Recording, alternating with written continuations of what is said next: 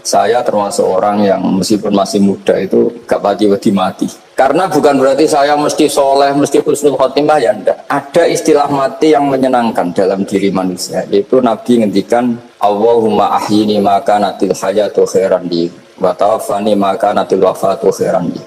Sebagian doa, Allahumma ja'alil hayata ziyadatan li fi kulli khairin wal mauta rohatan li min kulli syarrin. Jadi mati itu akhir dari maksiat saya atau akhir dari potensi maksiat saya. Sehingga kata Sohibul Hikam, kamu harus percaya diri bisa selamanya tidak maksiat lagi. Orang kan tanya, masa manusia tidak bisa maksiat lagi? Ya bisa saja kamu pas toat terus mati, berarti sudah tidak bisa maksiat.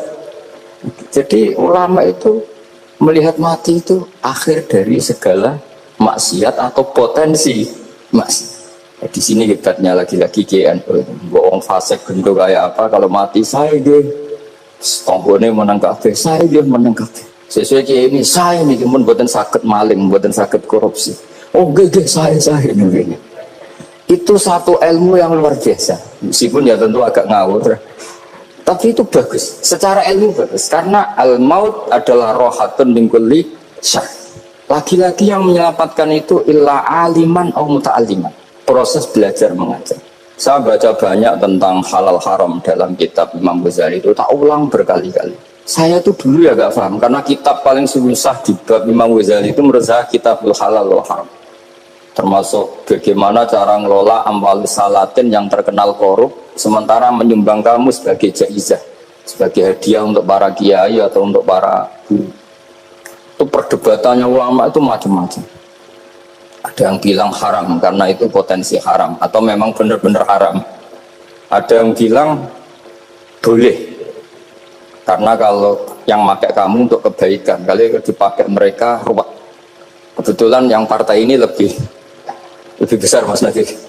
Ya alhamdulillah. Terus dikiaskan sama ghanimah. Lagi-lagi karena baca, saya itu pernah ditanya seorang dosen di Jogja, Gus saya ini muslim mulai kecil dan saya peneliti, saya pernah sekolah di mana-mana. Yang ganjil dari saya tentang Islam itu satu, yaitu ghanimah. Kok kayak Islam tuh rampok gitu ya, perang sudah orang kafir tuh kalah, hartanya diambil gini-gini, ya ghanimah. Terus saya memberi analogi, kalau ada garong ke kamu, bawa senpi, bawa pedang, terus kamu mengalahkan garong itu, alat-alat itu kamu kembalikan apa kamu sita? Ya saya sita, nanti dipakai garong lagi. Ya kira-kira seperti itu. Kalau dikembalikan ke orang kafir berarti menjadi kekuatan kekafiran lagi dan itu harbi. Dia baru nerima. Lagi-lagi ini barokahnya baca. Makanya saya diminta sama sini ya saya bentuk faktor hormat karena bapak saya memang dulu ngaji sama Badullah. Mbah saya itu terkenal wali yang bapaknya bapak. Itu kalau kesini ya Fatih Badullah bersatu. Nur di situ mondok gini itu enggak popo. Pondok elek lah. Kiaimu wali. Zaman itu bapak itu di kamar kursi yang masih ada kakinya. Saya dulu sering dijak ke sini sama bapak. Jadi bahasa itu terkenal wali dulu. Jadi bahasa itu tirakat terus sampai kapundut itu poso terus. Kebetulan cucunya agak niru. Saya tidak niru itu karena itu Gus Zaki. Memang disuruh tidak niru. Kata mbak saya kira usah tirakat. Terus tak tirakatin. Gitu. Jadi saya bangun juga gitu. Kowe haram tirakat. Terus tak tirakat ya. Saya senang sekali. Tapi tua-tua kok mikir butuh. Nah, terus tirakati butuhku sopo. Jadi mulai jadi kiai betul Mas Nadib, saya ini sudah mulai mikir butuh. Karena saya ini termasuk orang yang kecelok alim yang nggak banyak orang menghormati karena sudah diramal sama mbah-mbah. Di dulu mbah saya Mbah Nur Sam itu kakak saya itu SMP SMA, kakak saya yang kedua juga SMP SMA. Mbah saya itu Mbah Nur Sam itu yang nganterkan bapak ketika mondok sini itu, yang ikrar karo Badullah wali Mbah Nur Sam, ahli tirakat, ahli puasa. Itu bilang Nur anak sing iki aja pondok, aja sekolah no. Sumben sing ngalim ku anak sing iki. Ketika saya hampir tamat SD sama mbah saya Tuban, mbah saya Naruan juga di Sabdo begitu. Singkat cerita saya mondok sarang. Mondok sarang pertama langsung dikenal Mbah Mun, wong anak kiai jadi langsung dikenal. Didoni macam-macam terus jadi wong alim juga ada yang ngelem. Biasa aja untuk tunggangan sepuh-sepuh. Ya sebenarnya agak kecewa ya, saya inginnya kan dianggap prestasi gitu, ternyata dianggap doanya orang-orang sepuh. Ya, makanya kalau ini terliki ya rodok ya syukurlah sama kamu tamakin sama semuanya karena Ya karena tadi, kenapa saya harus cerita ini? Quran sendiri mengakui bahwa orang soleh itu diantara aturannya adalah dzurriyyatam ba'duha min ba'd. Meskipun Allah bisa bikin orang soleh dari mana saja, tapi yang legitimit itu memang dzurriyyatam ba'duha min ba'd. Dan kata dzurriyyah itu tasmalu auladal inas, kata Ibnu Hajar al-Asqalani, memasukkan turunan yang dari ibu. Meskipun tentu secara wali nikah atau secara disiplin nasab dari ibu itu tidak ngefek, tapi dari segi fa'innal irqadassas, bahwa sistem tubuh kita itu tetap ada gen dari seorang apa? Ibu. Sehingga banyak ulama tafsir mengatakan dzurriyyah itu tasmalu auladal inas. Dzurriyyah itu memasukkan turunan dari apa? Ibu. Bapak saya itu nasabnya nasab wali, jadi mbah-mbahnya itu suka tirakat, suka. Ibu itu nasab kiai. Jadi kalau bapak wiridan itu, kalau istiqomah itu disalahkan sama keluarga ibu. Istiqomah itu salah. Karena ijabu malam yajib, mewajibkan sesuatu yang tidak wajib. Itu masalah secara ilmiah. Mbah Mun itu sering kritik kalau ada pondok kok wajib puasa, wajib merawat, itu sering kritik. Itu secara fikih bahaya. Ijabu malam yajib, mewajibkan sesuatu yang tidak wajib. Dan itu kriminal dalam bab fikih. Betul itu, sama cari di Sulam Taufik, babnya itu ngeri. Ijabu malam yajib itu tidak dihitung minal kabair, dicari sendiri itu di bab Sulam Taufik, tidak perlu saya sebut. Itu parah betul malah cara menfonis Abdullah bin Husain bin Thohir di Sulam Taufik. Ijabu malam yajib. Tapi pondok-pondok yang tirakat tidak kurang dalih. Niki boten majibaken melatih. Boten majibaken tapi napa? Nah, silsilah dari keluarga ibu itu suka ilmu. Sehingga Abdullah bin Mas'ud itu tiap hari itu mensweeping orang yang sering duha. Kalau ada orang duha istiqomah itu disweeping.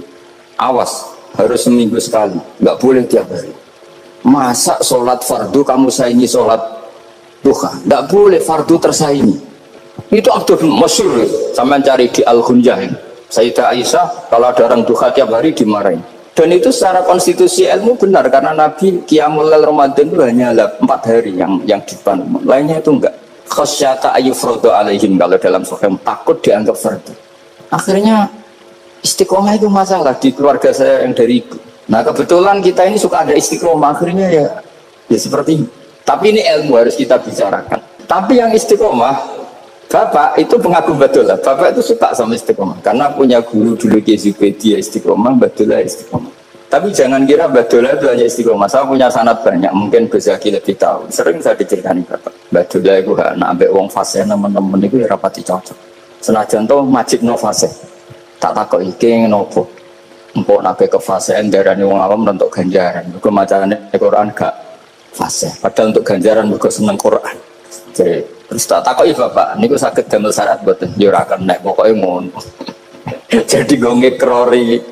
Artinya beliau tidak ingin lah gara-gara kita terlalu pakem tajwid kemudian dengan siapa saja baca Quran salah kemudian tidak dapat pahala. Bisa saja hamalahum ala ayakra'ul Qur'an wa mahabbatuhum wa iskuhum wa kada wa kada. Jadi akhirnya saya jadi tahu, oke secara makhraj salah tapi iseknya benar, mahabbahnya benar, berontonya benar. Jadi sebetulnya Badolah itu punya sekian makalah tentang ilmu.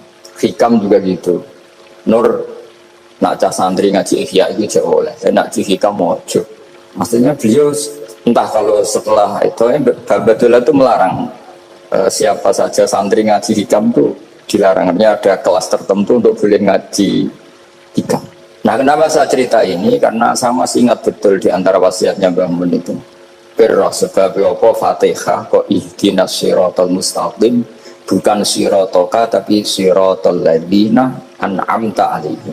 Dawe Mbah Mun fa inna Allaha ta'ala la ya'kul wa la yashrab wa la yanqih wa la kadza wa kadza. Allah itu tidak makan, tidak minum, tidak tidur.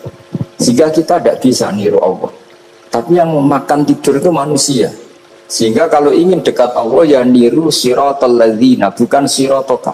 Kita cara tidur niru Kanjeng Nabi, niru ulama, cara makan, cara minum, niru Allah tidak bisa. Makanya bukan ihdinas siratal mustaqim siratoka tapi siratal ladzina an'amta. Maka dalam beragama itu butuh master, butuh panutan. Ya tentu Mbah Mun oleh ngendikan pakai lewat orang-orang kuno. Cara Mbah Mun pakai cantolan. Maka saya punya makalah banyak dari Bapak, dari Mbah Mun, dari Mbah Zubair, dari sampai saya itu hafal sanad sampai Rasulullah Shallallahu Alaihi Wasallam. Karena yang bisa mengawal ilmu itu sanad. Termasuk saya di sini bawa kitab Ar-Risalah Al-Qusairiyah. Nanti saya baca beberapa panutan kita. Di sini ada Abdul Qasim Al-Junaidi, ada Abu Yazid Al-Bustami, ada banyak ulama yang ditulis Ar-Risalah Al-Qusairiyah. Dan itu yang membentuk Imam Ghazali, kitab Ar-Risalah Al-Qusairiyah. Tapi sekarang kita ini tidak belajar lagi tentang tasawuf. Tasawuf itu Abdul Qasim Al-Junaidi jadi wali itu bukan wiridannya terlalu banyak. Enggak. Beliau pernah bikin satu kalimat yang menjadikan Allah itu ridho. Kalimatnya begini, kalau malam beliau wiridan gini, ya Allah, kenapa engkau ngasih rezeki saya, padahal engkau tidak butuh saya. Kalimatnya sederhana. Kalau seorang majikan ngasih servis sama karyawannya, memang butuh pekerjaannya. Orang tua ke anak butuh kasih sayangnya. Tapi engkau ini zat yang tidak butuh saya, tidak butuh kita, ngapain ngasih? Jadi punya sisi betapa Allah itu luar biasa, memang tidak butuh kok. Ngasih itu kan luar biasa. Jadi karena bersifati seperti itu Allah itu ridho. Itu luar biasa. Normalnya orang memberi itu kan, apalagi orang memberi kiai itu kacau sekali. 1.000 jaluk swarga, salam tempel 1 juta aja jaluk swarga itu parah lagi. Nanti kalau enggak masuk surga tunda-tunda itu ngeri lagi. Itu 1 juta minta apa? Surga. Sayyidina Ali itu diantara sebabnya beliau dekat Allah itu karena muamalahnya sama Allah itu benar. Di antara muamalah itu yang diriwayatkan di kitab Ar-Risalah Al-Qusairiyah adalah masyhur. Kafani izzan antakuna li rabban wa kafani fakhran an akuna laka abdan. Tiap malam ya beritanya itu, ya Allah, saya sungguh sangat mulia karena engkau yang jadi Tuhan. Coba kalau saya dituhani manusia yang mati atau dituhani siapa yang mati juga. Wa kafani fakhran an akuna laka abdan. Saya ini bangga sekali karena jadi budakmu, jadi hamba zat yang tidak mati. Jadi pakem-pakem yang menjadi masyrab kalau dalam bahasa tasawuf itu yang menjadikan wali. Sehingga yang dikatakan ibadah itu apa? Ma'rifatullah, mengenali Allah secara benar. Jadi jangan kira wali-wali dulu terus terlalu istiqomah, ada juga. Mereka punya pakem yang menjadikan Allah itu ridho. Saya beri contoh nih, di sini banyak makalah, nanti saya beberapa baca tabarruk. Banyak riwayat dari orang-orang sufi. Nabi Ibrahim itu pernah ketemu orang Majusi. Beliau terkenal sakhok, terkenal sakhiyat. Ketika ketemu orang Majusi, ya Ibrahim, saya ini sehari saja ngasih makan saya. Kamu kan tukang ngasih makan orang. Terus, ya tapi bisyarti antus lima, kamu harus Islam. Fakihnya Nabi Ibrahim adalah kalau saya menolong dia berarti nolong orang kafir. Setelah orang itu lewat berlalu karena Nabi Ibrahim gak mau hormat, Allah memberi wahyu ke Nabi Ibrahim. Kenapa ya Ibrahim tidak kamu terima 1 hari, kamu kasih makan 1 hari? Ya karena dia Majusi. Kata Allah, dia umurnya berapa? 60 tahun. Tanyakan, pernah kelaparan kan hanya hari ini? Iya ya Allah. 60 tahun dia kafir tak kasih makan. Minta kamu sehari aja kok nggak boleh. Akhirnya Nabi Ibrahim dipanggil orang Majusi, dikejar dipanggil. Ayo tak kasih makan 1 hari. Kok kamu sekarang jadi baik? Habis ditegur Tuhan. Terus kata, ahakada yu'amiluni, apa seperti itu Tuhan mengu'alamalai saya? Ya na'am. Akhirnya Islam orang Majusi. Jadi itu lagi-lagi ilmu. Jadi yang dikatakan ilmu itu satu teori atau kalimat atau apa saja yang menjadikan kita ini pakem. Meskipun pakem itu kadang sulit diterima orang-orang khusyuk. Orang khusyuk itu ya nyun sewu ada sisi nakalnya, makanya Mbah Mun sering kayak jargon masyhur, ziyada khusyuan ziyada jalan, tambah khusyuk tambah bodoh. Bukan bodoh dengan makna salah itu enggak, memang kadang terus anti ilmu. Misalnya gini, ini contoh yang karena saya ini mengkhidmati ilmu, saya beri contoh yang urusan ilmu. Ada orang sujud diinjek orang fasik, kepalanya diinjek orang fasik. Terus si orang yang sujud tadi ini ada di Sahih Muslim, juga ada di Ihya. Wallahi la yaghfirullahu laka, pakai sumpah, wallahi la yaghfirullahu laka.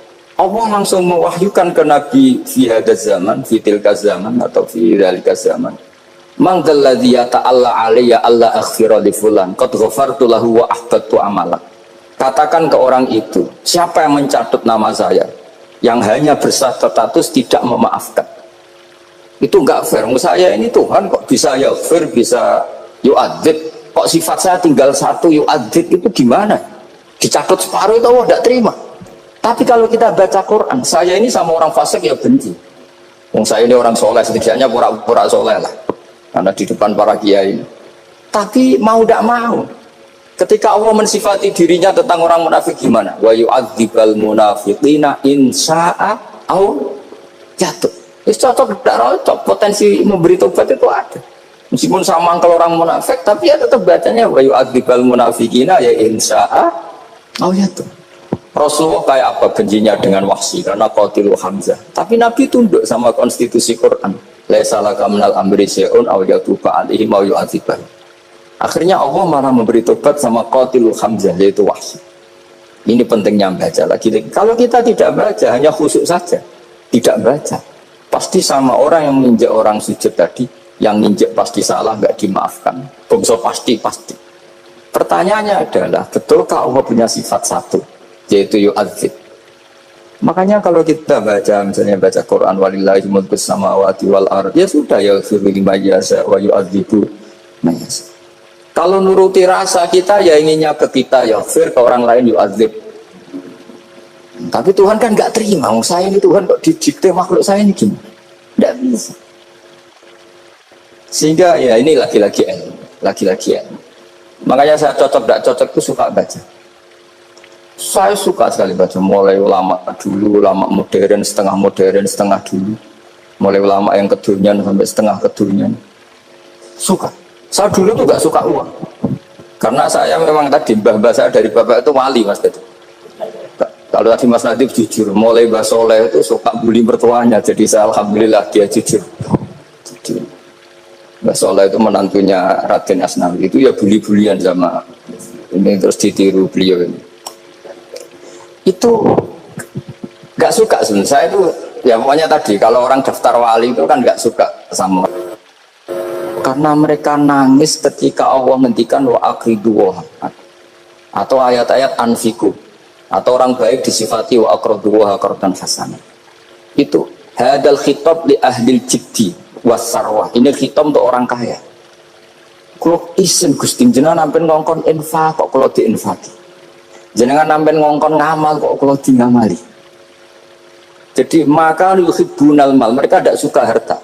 Walakin diana luladzatal khitab bil infak, dan itu harus kaya dulu untuk bisa infak. Jadi itu uniknya. Akhirnya saya Imam Sa'roni penting juga kaya. Jadi wali untuk suka harta itu nunggu diperintahkan Allah. Alhamdulillah kita enggak, sudah wali dulu karena sudah senang harta. Jadi kayaknya keren kita dibanding wali-wali itu. Artinya wali itu tahu pentingnya harta setelah jadi wali. Kita alhamdulillah mulai kecil sudah tahu pentingnya harta. Kayaknya kita lebih wali. Imam Syafi'i itu dulu gak suka sama orang kaya. Saya berkali-kali ceritain. Karena dia dididik Sufyan As-Tsauri, Sufyan bin Uyainah. Tapi ketika ketemu Imam Malik itu kaya raya. Meskipun dia hidupnya sederhana, tapi kaya raya. Pas beliau mau, Imam Syafi'i dia agak-agak sopan kalau sekarang tanya, setelah jenengan ilmu yang saya harus ambil siapa? Kata Imam Malik, yang sealim saya itu sudah meninggal Abu Hanifah, tapi muridnya masih, namanya Muhammad bin Hasan Asy-Syaibani. Kamu datang ke sana. Malam itu Imam Malik dikasih uang 500 dinar. Padahal 1 dinar itu 4,25 gram. Bisa dihitung berapa ratus juta. Terus paruhnya dikasihkan Imam Syafi'i. Nah, tidak kasangoni. Pagi-pagi diajak ke Baki. Dulu Baki itu ada kafilah rental unta. Mana kafilah yang mau ke Irak? Kita, ya sudah ini antar. Tak bayari. Diantar Imam Syafi'i. Diantar ke Imam Muhammad bin Hasan Asy-Syaibani di Irak. Itu ketemu Muhammad bin Hasan Asy-Syaibani pertama itu beliau itu kalau ngitung uang di meja, emas-emasnya di meja, uangnya dolar semuanya di meja. Tambah kaget, ini saya sama Imam Malik ingkar, ini malah lebih parah lagi. Kata Muhammad bin Hasan Asy-Syaibani, atak jabu minal, kamu kagum dengan ini, merasa aneh? Iya. Ya sudah, ini tak kasihkan orang fasik, ketiga demenan, tiga judi. Jangan, jenengan saja. Kalau jenengan kan orang soleh dipakai kebaikan, berarti orang soleh boleh kaya angsal-angsal. Semenjak itu Imam Syafi'i kebablasan. Sampai fatwa kiai fakir itu haram. Kiai bisa bikin rumah bagus, bikin rumah jelek, haram. Suasa ala Islam ya Allah wala yunah. Nah lagi-lagi kebetulan kita sebelum ngaji Imam Syafi'i sudah seperti itu. Jadi ini justifikasi. Lagi-lagi itu ilmu. Seorang lagi-lagi itu akhirnya saya baca kitabnya Imam Saroni namanya Al-Minanul Kubro. Itu beliau cerita wa mimma manallahu alaihi. Kesannya kayak orang sombong. Tapi sebetulnya yang sopan itu yang sombong. Karena Imam Saroni bilang, kamu harus memaklumatkan diri kalau antum minal ulama il amilin. Kamu termasuk ulama yang amilin. Terus ditanya sama orang-orang, bagaimana kalau nyatanya enggak? Kamu tadi subuh sholat, ya saya sholat. Kamu tadi zuhur sholat, ya saya sholat. Kenapa ketika kamu maksiat ingat terus, ketika kamu taat tidak ingat? Berarti kamu anggap Allah itu menyesatkan kamu tidak pernah ngasih hidayah sama kamu. Pas delok rondo ning dalan maksiat, bar sholat atau syukur, bar zuhur atau syukur, berasa. Berarti kan nyifati Allah, hari ini Allah ngasih saya maksiat. Sementara lupa kalau Allah ngasih sholat zuhur, sholat asar, sholat maghrib, sholat. Oh sudah di situ Al-Minanul Kubro, orang itu soleh semua. Nah saya itu termasuk orang yang didikte oleh kitab, terbentuk oleh kitab Al-Minanul Kubro. Jadi di situ hidup itu enak semua. Makanya saya itu masih ingat dialeknya dua orang alim. Nggak perlu saya sebut, ini agak sensitif karena ceritanya itu ada anaknya kiai mau nyalek. Karena dia anaknya kiai tanya, Mbah, dalilnya nopo nanti yang kepingin jadi jabatan, mencari jabatan itu sah. Kalau yang jawab tak sebut gak apa-apa namanya. Jawabnya Mbah Mun, oleh gak apa-apa. Nabi Yusuf juga ada jabatan. Terus beliau baca qalat alni ala khuzainil ardi inni khafifun alim. Nabi Yusuf juga ada jabatan ya Rabb. Didebat sama orang alim. Itu Nabi Yusuf syariatnya itu mansukhoh di syariat Rasulullah Muhammad SAW. Setelah tamunya pulang, Mbah Mun dibantah dari Mbah Mun gini bilang, anut kiai wae oleh pemenang anut nabi. Sama ingat kalimatnya. Anut kiai wae oleh pemenang anut. Artinya Nabi Yusuf kan minta jabatan ij'alni ala khuzainil. Jadi akhirnya semenjak itu fikih ilmu tadi saya ulang lagi. Akhirnya saya cari, termasuk saya disuruh bangun. Saya golekno dalile nak wong soleh oleh jabat. Katanya dalil kok diorder saya ya sempat.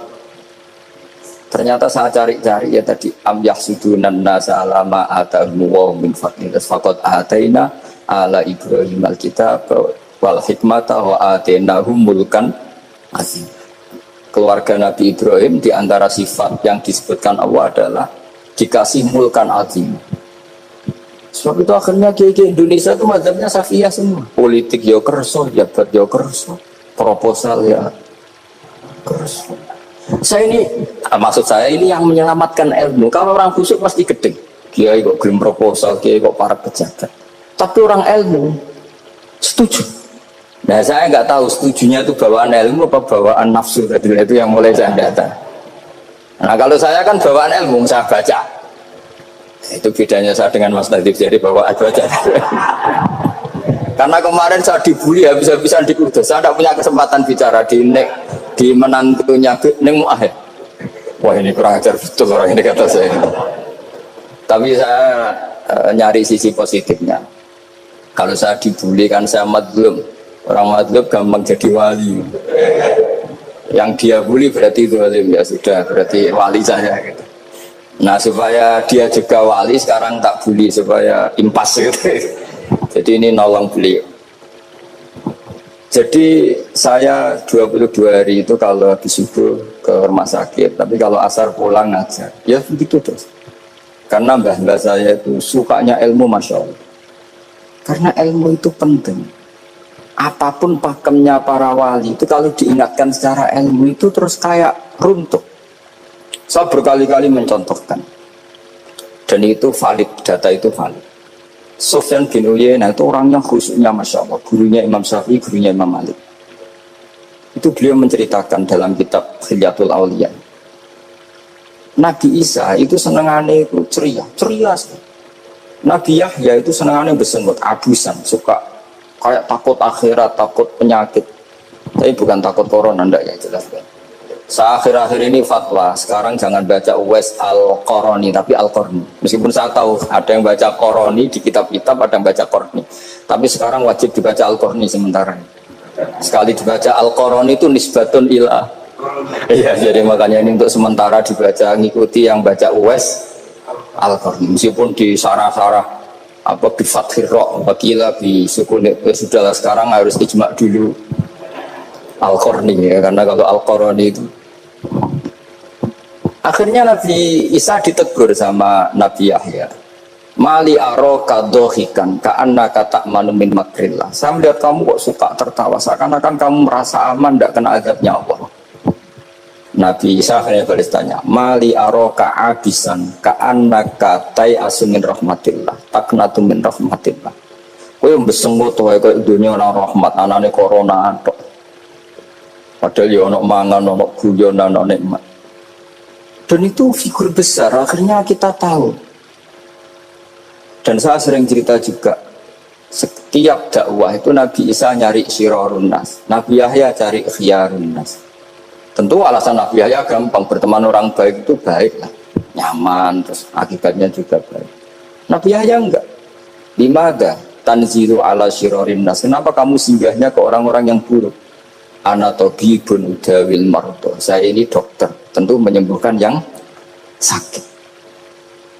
Akhirnya terus di Indonesia banyak kiai yang kancanan orang fasik ya banyak. Tapi ya tentu yang benar itu yang mensolehkan yang fasik. Yang mesti salah yang menjadi fasik karena ketularan yang. Tapi itu lagi-lagi apa? Ilmu yang bisa menjadikan kita percaya itu ilmu.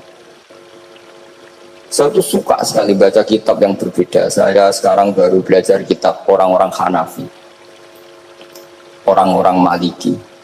Saya kemarin dikirimin hadiah oleh keluarga Pak Kures, ada tanda tangannya Pak Kures dari Habib Ali, dari keluarga beliau. Ciri kitab namanya itu Sarah Bukhari, yang dikarang orang India, orang modern, Anwar ya, Kiai Anwar Shah, orang-orang India ya, orang Shah. Itu beliau termasuk mujaddid kalau dalam perasaannya orang India. Mensarai Bukhari ya, kira-kira sanadnya Sayyid Muhammad ke beliau itu 3 atau 4. Beliau termasuk orang-orang yang bisa membentuk India seperti itu. India kan banyak syurahul hadis, termasuk Waliwa Ad-Dahlawi, terus Syekh Yusuf Al-Kandahlawi, banyak lah saya. Itu beliau cerita di kitab-kitab itu bahwa ilmu itu harus diungkapkan. Terus beliau cerita banyak tentang kewalian. Sampai dalam cerita kewalian itu unik. Dan terus kayak jadi wali itu gampang sekali. Ya diantaranya itu wali itu mau modal rasido. Sab'atun yudhilluhum wa fi dhillihi wa maladhilla iladil. Itu diantaranya itu wa rajulun da'athu imra'atun datu jamalin wa mansibin faqala ini akhafu. Mau modal gak sido. Wis dijak wong ayu menarik muni ra gelem. Modal ra gelem iku iso dadi wah. Iku yuzilluhum wa fi dhillihi yauma la dhilla. Ya. Nah, masalah kita ora digelemi lah, itu masalah. Itu sangat. Jadi gampang sekali dalam kitab Al-Minanul Kubra.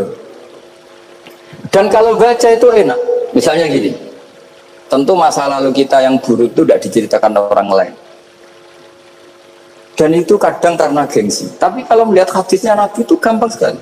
Kullu ummati mu'afan ilal mujahirin. Umatku semua itu dimaafkan, kecuali yang memperlihatkan salahnya dosanya. Jadi nggak boleh kalau sampean sekolah nggak naik kelas cerita anaknya. Kalau dulu nggak naik kelas, kalau punya utang koperasi nggak pernah bayar, nggak boleh cerita seperti itu. Kalau ditanya, Bapak dulu pinter nggak? Oh pinter sekali. Harus bilang gitu, pinter sekali. Pernah ranking sekali, sudah nggak apa-apa itu. Meskipun dengan makna yang lugawi ya. Saya dulu Kan nyun sewu saya ini sering diparani orang yang mau tobat, cerita saya dulu sering main perempuan, sering mabuk, tapi sekarang saya mau tobat gini-gini. Karena ini orang awam, tak terima. Tapi saya bilang gini, kamu jangan cerita ke anak kamu. Terus dia cerita, tapi kan saya harus jujur. Karena ilmunya dia baru, kalau jujur itu penting gitu.